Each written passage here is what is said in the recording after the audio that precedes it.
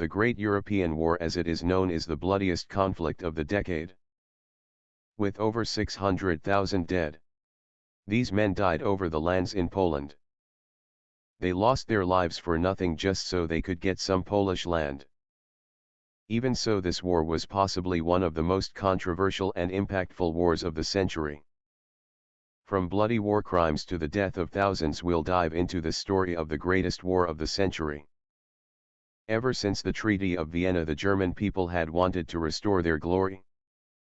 In the Second War against the Prussians, which was a German victory, the people started to regain hope in the current regime, which led to a spark in nationalism and the easier spread of Nazism. The German people never wanted to lose like that again, and when the Soviets came and demanded Poland, they were ready to defend it at any cost. The only question was, were the regime willing to defend it? Even so, the Soviets so-called backed off, when really they were preparing their forces and alliances. Ukraine fell back into communism, and with that PAT pulled out of the country and moved into Romania instead. The Soviets also began talks with Sweden for their help in the inevitable conflict. Sweden was willing after the Germans demanded Danish lands. The Swedish felt threatened and didn't want to risk being attacked first. The deal was signed and they prepared for war. On June 5, 1956, the Soviets crossed the border. With over 1 million soldiers in the operation, they planned for a swift victory, not a year-long war. The Soviets' plan was simple: take Warsaw and make peace. The Ukrainians were tasked with taking the southern lands and even Vienna.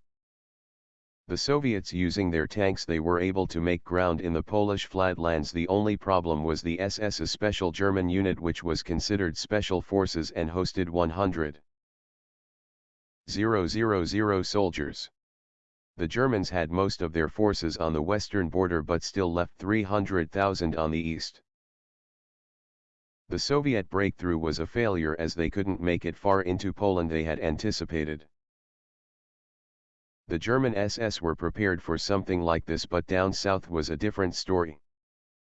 The Ukrainians entered Hungary against a weaker force and made significant grounds, but the people weren't happy. The collaborators would be beaten and so would Ukrainian soldiers. The Germans retreated across the Danube into the mountains.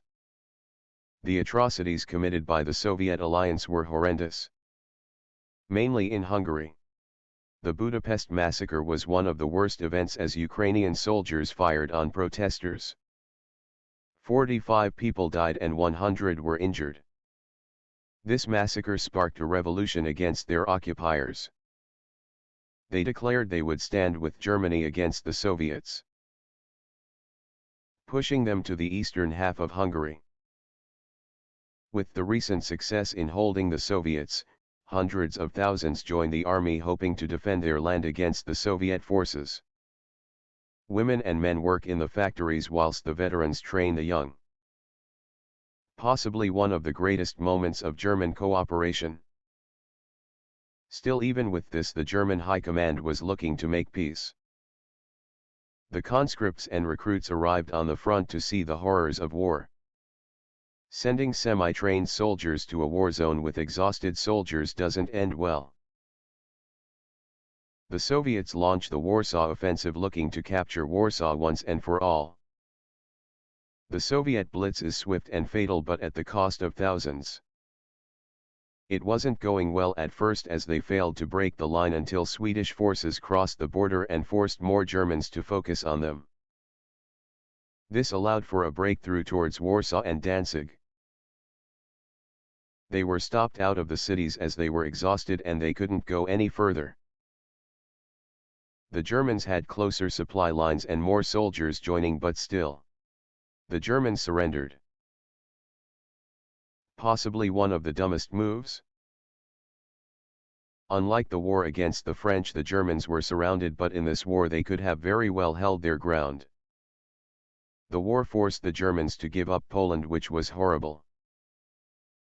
Dönitz wasn't overthrown as he had to put the state under martial law. His incompetence is what made the Germans lose hope in this government, but not the ideology. The aftermath of this war was hell. 635,000 died in this bloody conflict that could have very well escalated if the Germans didn't surrender. The Soviets celebrated this victory with their victory of the Tsar marches.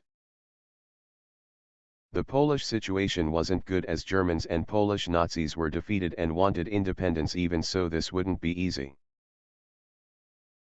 They prepared for years until the time was right.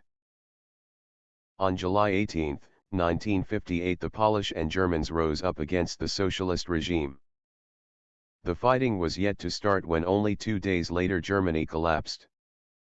After a coup that was orchestrated by the Soviets, they overthrew the government. Germany fell into multiple socialist states.